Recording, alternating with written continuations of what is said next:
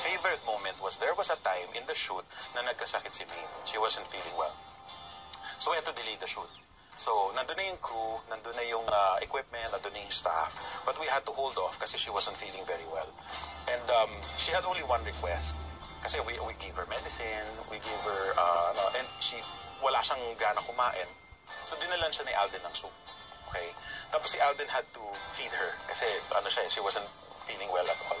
Tapos isang request niya, sabi niya, kwentuhan mo lang ako, Alden. Sabi niya, magkasama tayo araw-araw, lahat ng may kikwento ko, alam mo na.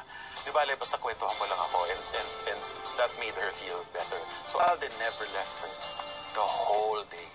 So hanggang ako, malis na ako, nag-set up kami, mga inaayos namin yung mga change of plans, mga schedule. Si Alden, inasikaso lang siya. Si Alden ang naglinis ng kwarto niya, nag-ayos ng mga gamit niya, hindi niya iniwan. Tapos hanggang nakatulog si Maine, inalagaan lang siya ni Alden the whole day. So, doon talaga, nabigyan kami ng chance to be ourselves more. Kung sa lalim at lalim lang naman ng relationship ang pag-uusapan, malalim talaga.